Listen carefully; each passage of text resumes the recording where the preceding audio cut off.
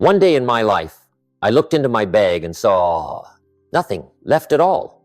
Not just money, but the empty feeling of a man who had worked tirelessly, yet still couldn't provide for his family. I remember that moment so clearly, a winter afternoon, the wind whipping my face as if it wanted to remind me of a truth I had avoided for so long. I was not in control of my life. Money controlled me. Fear guided me. And I worked not because I wanted to, but because I had to. Have you ever felt that way? That feeling where every bill feels like a punch. That feeling where you don't dare take a day off, because if you do, everything might collapse. That feeling where you know you're capable of more, but don't know where to start. I've been there, and if you're there right now, I understand you more than you think. Then there was a sentence that changed everything. Financial freedom doesn't begin with money. It begins with philosophy. No one told me that when I was young. No one taught me that freedom isn't about having a lot, but having enough to choose the life you want. No one said there was a formula, a path, a way of living that could take you from nothing to freedom. But I will tell you right in this video, and there's one principle, a special principle, near the end, that if you understand and apply it correctly, you will never feel trapped by money again. So if you feel like you're too tired of just existing, if you want to know what turned my entire life around, stay until the end. Because this journey isn't just about money. It's about you and the person you can become. Principle 1, adjust the sails. The secret to creating financial freedom. When I was young, I believed my life would change when I earned more money. I thought that if I had a better job, a higher salary, a better opportunity, everything would be fine. But then one evening, I sat in a small room with unpaid bills in front of me, unfinished notes, and a suffocating sense of helplessness tightening around my chest. I didn't understand why I worked so much, yet still couldn't move forward. Back then, I believed what was working against me was circumstance, the economy, luck, fate, until my first mentor looked straight into my eyes and said something that made me go silent for a long time. It's not the wind that decides where you land, but how you adjust your sails. I almost didn't understand it at first, but the more I lived, the more I experienced, the more I realized life doesn't change because we complain about the wind. Life only changes when we learn to adjust ourselves. The wind will always blow, sometimes forward, sometimes against, sometimes so strong you have to bow your head not to be swept away. The market changes, jobs change, prices change, times change, but what determines who we become is how we adapt. And this is truer than ever on the journey to financial freedom. You cannot control where you were born, whether your family has money or not, unexpected crises, events you never asked for yet still arrive. But you can adjust how you learn, how you spend, how you invest, how you react. And that's when you step into the territory others call luck. But in reality, it's just better sail adjusting skills than theirs. I've gone off course not just once, but dozens of times. There were moments I thought I was heading in the right direction, then one event turned me back. But the greatest thing I learned is this. You can always return to the right direction as long as you realize you've drifted. Just like astronauts on their way to the moon, they don't follow a perfect straight line. They're pushed off by gravity, solar energy, and hundreds of factors. But they adjust again and again, and it's that ability to adjust that gets them to their destination. So what does adjusting the sails mean in finance? It's not trying to find a better job, not waiting for opportunity, not hoping for luck. It's changing the philosophy behind how you manage money. Because if you keep the same old philosophy, then even if you earn more, you'll still end up in the same place. And here is the micro habit that changed my direction. Every night, ask yourself just one question. Where did I adjust my sails today? Just one small adjustment, but repeated daily, because small adjustments multiplied by time will transform your life. And then one day, you'll realize what I realized. You don't need favorable wind to move forward. You just need to know how to adjust. The poor blame the wind. The average wait for the wind to change. The rich learn to raise their sails. If you can do this, every principle that follows becomes 10 times easier because you've placed yourself in the position of someone capable of changing their destiny instead of a victim of circumstance. And even more amazing is this. You don't need to be perfect to adjust. You just need to start. And then I realized something else, something no one told me, but it explains why some people grow wealthy while others stay stuck. Principle 2, invest first, spend later. I still remember the moment I received the first real paycheck of my life. I held it in my hands, feeling grown up, feeling like the doors of life had just opened. And the first thing I did was spend it. I bought a few small things, then a few more, and when I looked back, the money was gone and nothing in my life had changed except the feeling of emptiness. I had believed that as long as I earned more, everything would be fine. But the strange thing was, the more I earned, the more I felt lacking. The more I worked, the more pressure I felt. The more income I had, the more I felt obligated to things I didn't even need before. Until my first mentor asked me a simple question. Do you spend first and think about investing later? Or do you invest first and spend what's left? I laughed, thinking it was just philosophical talk. But then he said something that shut me down completely. That is the difference between the poor and the rich. The poor spend first and hope there's something left to invest. The rich invest first and spend whatever remains, no matter how little. It's just a reversal of order, but it changes the entire direction of life. I started observing people around me, and I saw how frighteningly true this was. There are people who work hard, seem busy, seem to be progressing, but year after year, they remain in the same place.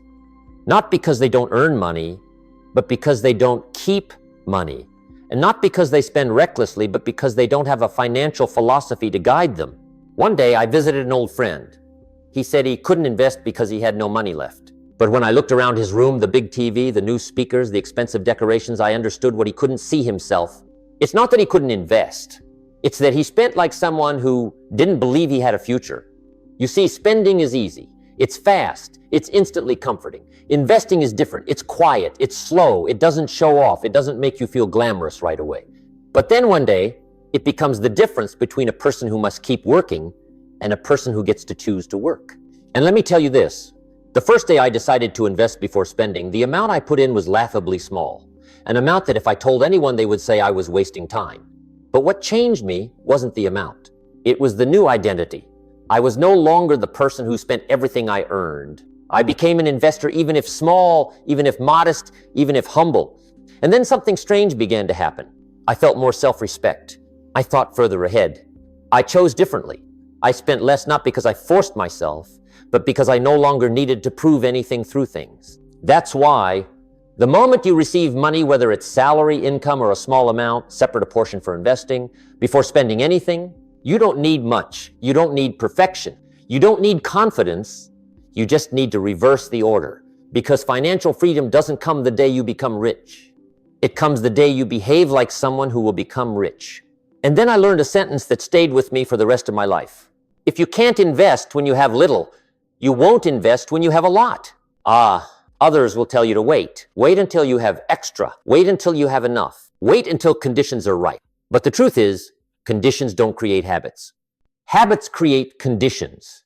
And then one day, I realized something deeper.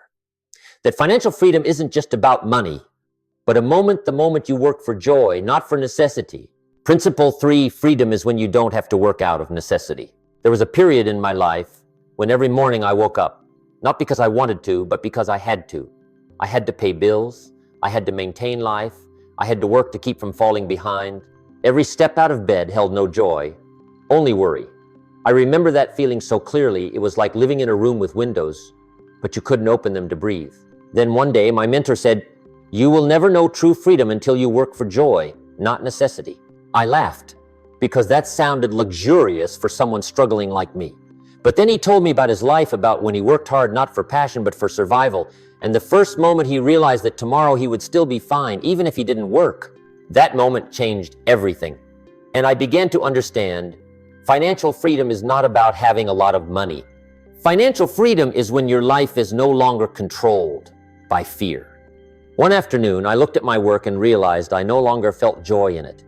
But I kept going not because I wanted to, but because I didn't dare stop.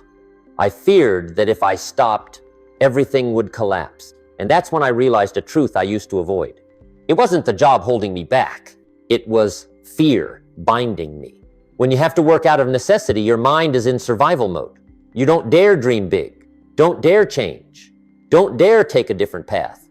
You can't decide, you only react. And you call it stability. But in reality, it's the prison of familiarity.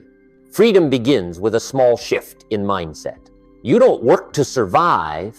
you work to become. I remember the first moment I truly worked for joy. I sat down and began sharing what I had learned, life lessons, small but profound things, and I felt alive again. No more pressure to prove anything. No more fear of not being good enough. I just shared. And that's when my life opened in a new direction. But to reach that moment, I had to learn one thing. Freedom comes from building income that can exist even when you stop working. A person who works out of necessity is someone living off their labor. A free person is someone living off assets that generate income. And this is something competitors mention only lightly, but we will dig deeper. Once your income is created from assets, you no longer have to trade time to live. And here is the micro habit that opens the door to freedom every week. Create one not for money moment. 1 hour of reading, 1 hour learning a skill, 1 hour thinking about the future, 1 hour doing something you love, not because you're free, not because you have conditions, but because you're rebuilding your identity. Because before you are financially free, you must be mentally free. And then you will realize something that took me years to understand. You cannot step into your future if you are still chained to the needs of the present. Freedom is not a destination. Freedom is the process of gradually removing fear. And when you feel the first moment in your life where you work for joy, you will know you are heading the right way. If this part resonates with you, leave a so I know you're still with me on this journey. And then, as I began stepping out of fear, there was something I had to face, something most people avoid, the truth about their own finances. Principle 4, personal financial statement, facing the truth.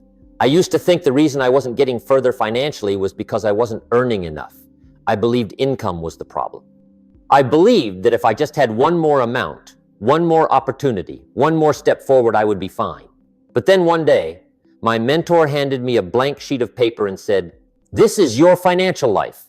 Fill it in." I laughed. How could one sheet of paper contain my whole life? But he just placed his hand on my shoulder and spoke very slowly. On one side is what you have. On the other side is what you owe. And in the middle is the truth. I sat down. I started writing. I listed my belongings, assets, the things I thought had value. Then I wrote down the debts, car, house, bills, the things I had tried to ignore. And when I added it all up, the result left me silent for a long time. I realized something I had never dared to face. I wasn't poor because my income was low. I was poor because I didn't know where I stood. It's hard to move forward when you don't know your current position. Like setting off without a map, like rowing a boat without knowing how far you've drifted. And this is something most people never do, not because they don't understand, but because they're afraid. Afraid to look at the truth, afraid to see the numbers, afraid to realize that all this time they've just been going in circles. But then I understood something. The truth doesn't make us weaker. The truth sets us free. Because the moment you know where you are, you can decide where to go. That day, I remember closing my notebook and feeling both hurt and relieved. Hurt because the truth exposed me. Relieved because for the first time I could see the starting point. Like someone lost in the forest, the moment he finds direction is not when he escapes the forest, but when he has a chance to get out. My mentor told me a story from when he was young. He too once sat in a small room writing out his first financial statement. He said he was shocked when he realized he owed more than he thought. But that very moment, the moment of facing it, was the turning point that led him out of financial confusion. And then he said something I've never forgotten. You can fix anything except what you don't dare to look at. A financial statement is not paperwork. It is a mirror reflecting your life philosophy. If you spend first, it will show. If you rely on debt, it will show. If you procrastinate, it will show. There's nowhere to hide. But here's the important part. Each month, on a fixed day, update your personal financial statement. No one needs to see it. No one needs to praise it.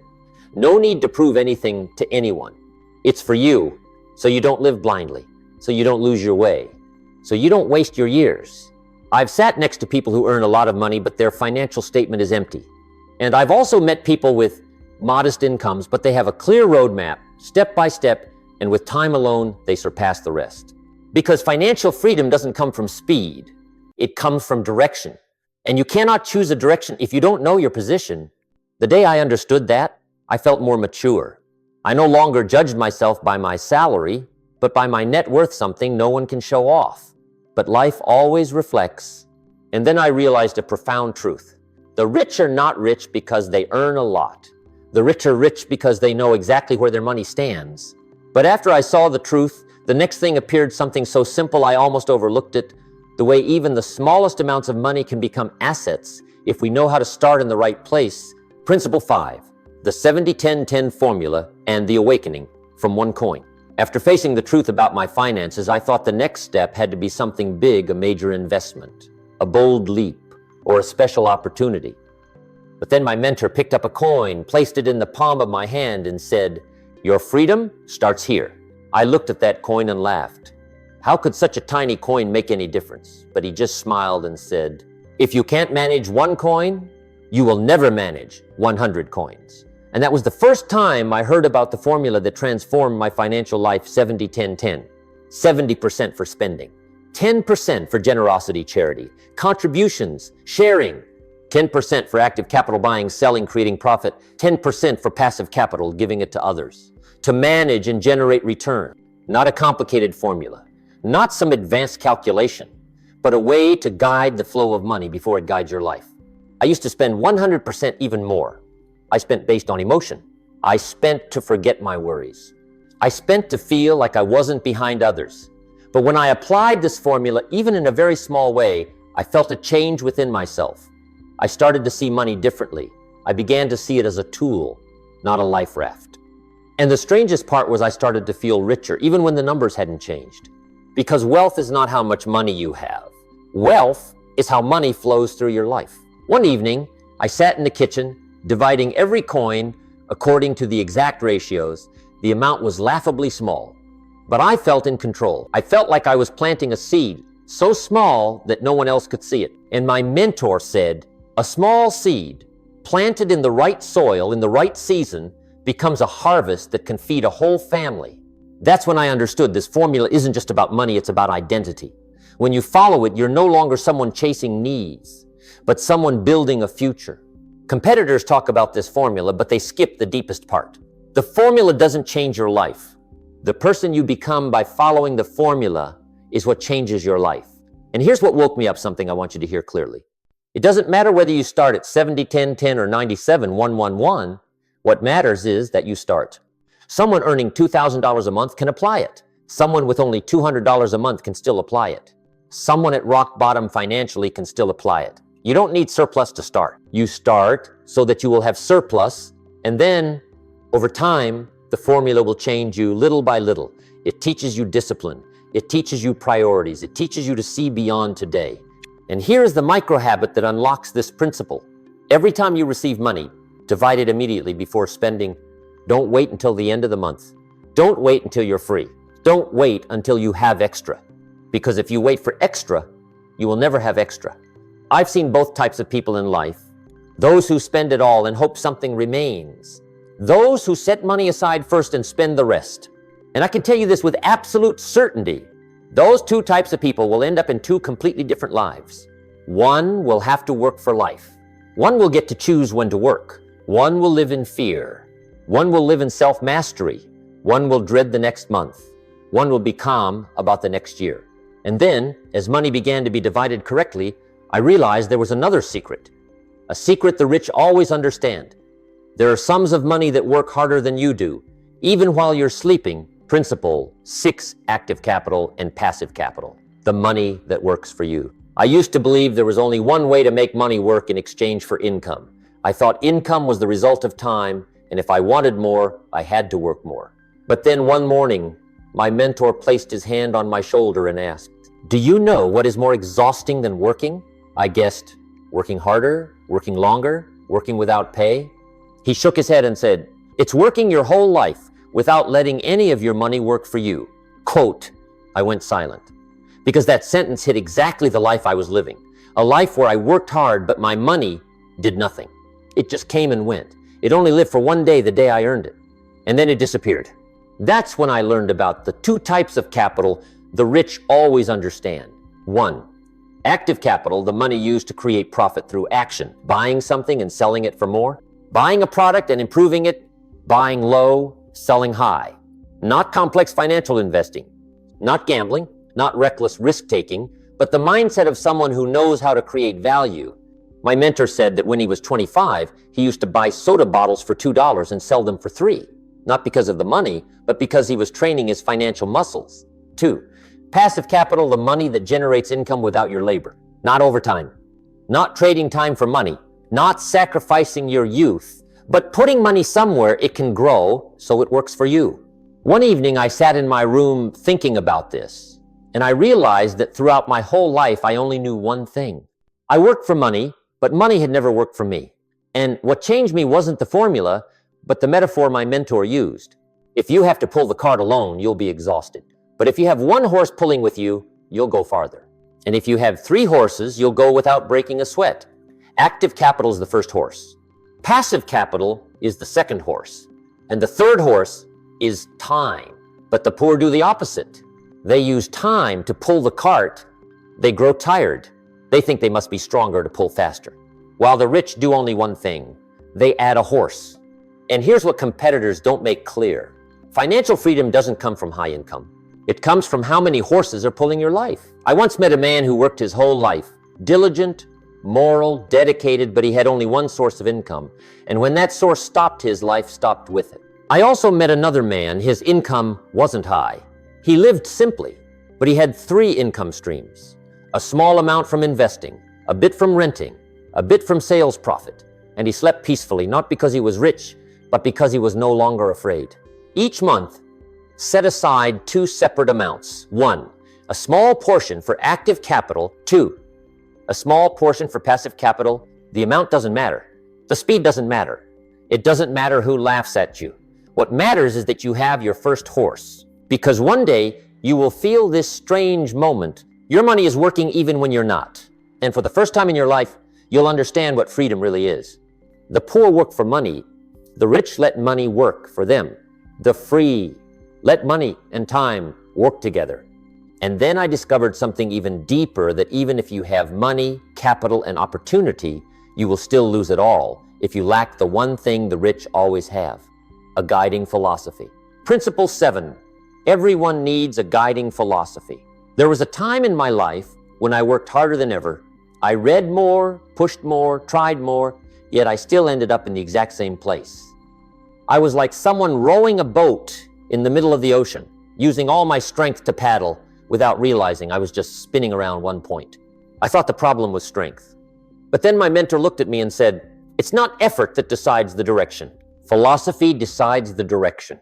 I was stunned because that was the first time I realized I had been living without a guiding system. I reacted to life instead of leading it, and that made me understand a truth many people are never told. You don't live according to circumstances. You live according to your philosophy, whether you realize it or not. Your philosophy decides whether you spend or you invest, whether you procrastinate or you act, whether you learn or you repeat, whether you expand or you shrink. And the scary thing is, most people don't choose their philosophy. They inherit it from their parents, from their environment, from the habits of the people around them. As my mentor once said, if you don't choose your own philosophy of life, the world will choose it for you. I still remember that feeling the moment I realized I had been living based on other people's thoughts, that I had spent money like the people I knew, that I had shrunk myself to fit the mold of the environment I was in. And I suddenly understood why my finances didn't change. I wasn't poor because I lacked money. I was poor because I lacked the right philosophy. My mentor told me a story from when he was young. He said that philosophy is like the compass of a ship. The wind may change direction, the waves may rise, storms may hit, but if the compass is right, the ship will still reach the shore. But if the compass is wrong, no matter how hard you row, you'll drift farther from your destination. And he said this sentence, which I have never forgotten. Philosophy doesn't help you go faster. Philosophy helps you go in the right direction. I looked back on my life and realized something. Up to that point, I had only tried to go fast. I tried to earn more. I tried to rise higher. But I had never stopped to ask, where am I going? Why did I choose this direction? What is guiding my decisions? And when I started building my own philosophy, everything changed. I no longer spent to feel full. I spent to serve the life I wanted. I didn't work to survive. I worked to grow. I didn't learn just to know more. I learned to become more. Because the right philosophy does something miraculous. It turns small actions into big results over time. A person without philosophy will say, just this once. It's okay. I'll do it tomorrow. A person with philosophy will say, where is this taking me? Does this align with the person I am becoming? Each day, write one line in your journal, which philosophy did I live by today? It doesn't need to be long. It doesn't need to be beautiful. No one else needs to read it. You just need to see yourself clearly. Because philosophy is not what you say. Philosophy is what you do over and over. And then, one day, you'll feel what I felt. When philosophy changes, life changes direction. When life changes direction, your finances change destiny. The poor look for answers. The rich look for philosophy. The free live by their own philosophy. But even with the right philosophy, a clear direction and deep goals, there will still be times you drift off your path, and the way you return is what really decides who you will become. Principle 8, you can't change the wind, but you can get back on course.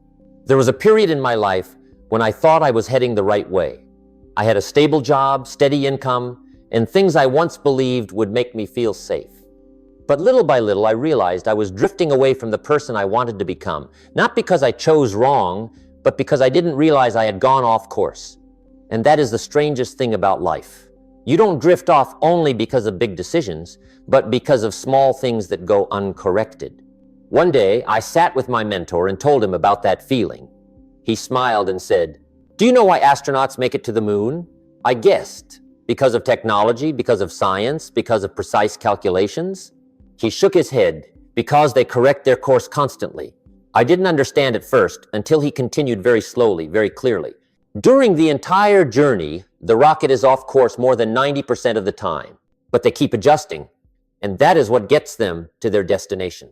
I sat in silence because for the first time I understood that being off course is not failure. Being off course is just a reminder that you need to adjust, a reminder that you need to remember where you're going, a reminder that you cannot let go of the steering wheel of your life.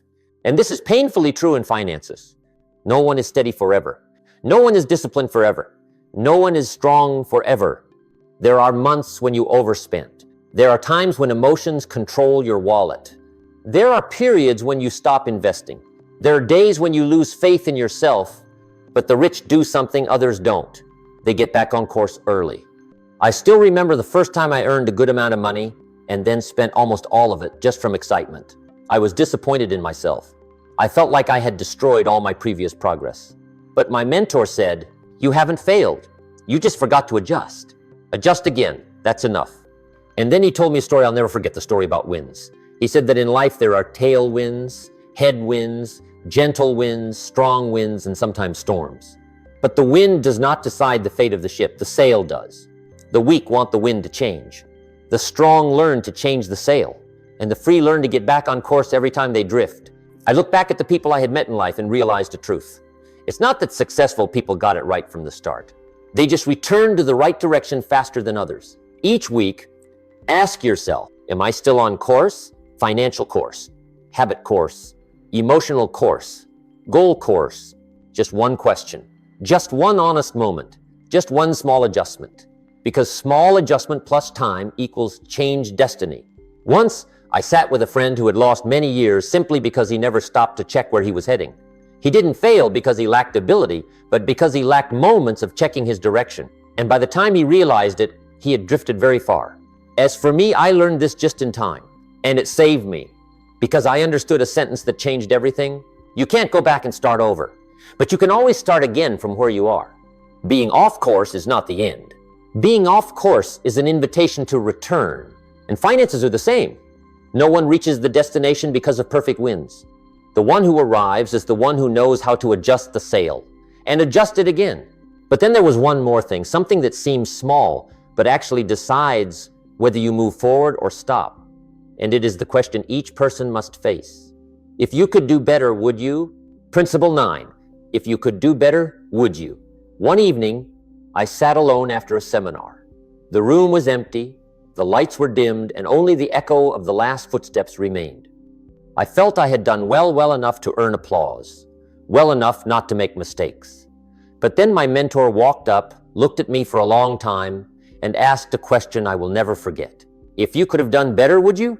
That question was not criticism. It was a mirror reflecting the deepest part of me, the place where I knew I had stopped, even though I could have gone one step further. I realized that in life, there are two kinds of exhaustion. Tired because you gave everything you had, and tired because, you stopped earlier than you needed to. The second kind hurts much more. I look back at the years before that and saw that I had spent most of my life in the good enough zone. I worked just enough not to be criticized. I tried just enough not to be left behind. I moved forward just enough not to stand still. But I had never asked this question: can I be better? And that is the line between ordinary people and those who grow. Ordinary people look for reasons. Growing people look for possibilities. Ordinary people say, this is good enough. Growing people say, I can take one more step. I remember my mentor once told a story about a young man who attended a church seminar many years ago. A man who said three seemingly simple things. If you believe something is impossible, it will be impossible. If you believe you know everything, you know nothing. If you believe you are alone, you are wrong. Back then, I heard but didn't fully understand. But later, when life tested me, I realized that the question, do better, was the key that unlocked all three of those truths. Because to do better, you must believe it's possible. To do better, you must admit you don't know enough. To do better, you must understand you are not walking alone. Financial freedom and life freedom don't come from big leaps. They come from this repeated decision. Go a little further. One more page. One more small investment. One more hour of learning. One more right action. And then over time, a little more becomes an entire journey. One morning, I looked back at my old notes and realized that everything that changed my life wasn't the grand moments, but the moments when I answered yes to that question, even when no one was watching, because that is what creates a strong person. Not ability, but choice. Each day, choose one small thing and do it 5% better. Not perfect, not excellent, not outstanding, just a bit better. Because if you are 5% better each day, you will become a completely different person in a year. And then I understood something incredibly profound. You don't change your life with one massive effort. You change your life with a gentle commitment repeated. Others will wait for inspiration, wait for opportunity, wait for the perfect moment. But the free only need one question. Can I do better? And if the answer is yes, no matter how small they do it, you are not defeated by what you cannot do. You are defeated by what you could do, but don't. And then, when I understood that, I discovered one final secret, something that seems like a paradox, that generosity actually opens the path to prosperity and financial freedom. Principle 10, generosity opens the path to prosperity. I used to believe that generosity would slow me down on my financial journey. I thought giving was only for the rich, those who already had plenty, who were full, who no longer had to worry. But then one day, when I was still struggling for every dollar I earned, my mentor said something that completely changed my perspective. It's not that the rich are generous, the generous become rich. I didn't understand at first. I looked at my wallet, which barely had anything, and wondered how someone like me could give. But my mentor told me a story from when he was young. When he earned the first dollar of his life, he set aside 10 cents to share. Not because he had a lot, but because he wanted to become someone who would have a lot. And that is what most people don't realize. Generosity is not a financial act. It is an identity act. Because when you give away a small part of what you have, you are saying to yourself, I am capable, I am not lacking, I am not controlled by fear. I believe in my future. A person who is poor in their mind will hold on tightly. A person who is rich in their mind will open up. And then I noticed this in real life. The people I knew who clung to every dollar, always afraid of losing, were exactly the ones who always felt lacking. While those who shared, even in small, quiet ways, were the ones who always felt enough. One evening, I sat with a young family. They didn't earn much, only around $2,000 a month, but they set aside 10% to give, to support the church, to help those in need. And I saw something strange. They were joyful.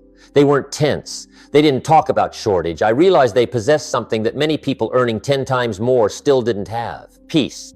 And my mentor said, giving away $1 is much easier than giving away 1 million. If you don't practice with $1, you will never be ready for 1 million. That's why the principle of generosity stands inside the competitor's 70-10-10 formula, but its deepest part is ignored. Generosity doesn't just open your wallet. Generosity opens the flow. Selfish people block the flow. Generous people clear the flow. Money flows to where there is room for it to flow through. I used to hold tightly because I was afraid. But when I started giving, even in small ways, I realized that fear began to leave my life. And when fear left, freedom walked in. And here is the truth few dare to say. You cannot be both afraid and free. You must choose one. And generosity is how you choose freedom. Not with words, not with slogans, but with action. Every time you receive money, set aside a portion to give. Not what's left over, not when you have extra, not when you feel safe, but from the beginning, because giving last is emotion. Giving first is philosophy. And financial freedom doesn't come from numbers. It comes from the philosophy behind the numbers. I have sat with people who are wealthy yet anxious because they have never given without fear of loss. And I have sat with people of modest means yet with deep peace because they give as a way of life. And then I understood this, something I want you to hear very clearly. Generosity doesn't take from you. Generosity opens what you've never had. Not money, but inner freedom. And when you are free on the inside, the outside will follow. The poor ask, if I give, what will I have left? The rich ask, if I give, who will I become? And that's when I realized this journey is not just about money, but about the person you become. And there is one final message I want to send you before we close. When I look back at the journey we've just walked together, from the moments of being stuck to adjusting the sails, from investing before spending to the financial statement and the 70-10-10 formula, from money working for you to the guiding philosophy, returning to course, doing better, and finally reaching generosity, I realized that financial freedom is not a destination. It is a becoming someone who knows how to adjust, becoming someone who acts with intention, becoming someone who is not controlled by fear, becoming someone with a philosophy to lead the way, becoming someone free on the inside before freedom on the outside arrives. I once thought I needed luck. I once believed I needed a special opportunity. I once waited for perfect conditions. But then I understood a simple truth. You don't need to wait for life to change. You just need to change how you step into life. And from that moment, everything began to move. Not loudly, not hurriedly, not dazzlingly, but deeply, steadily, genuinely. If you've listened this far, it tells me something important. You are someone willing to become a better version of yourself. And that journey begins the moment this video ends. If this video touched you at any point, leave a comment so I know you're still walking this path.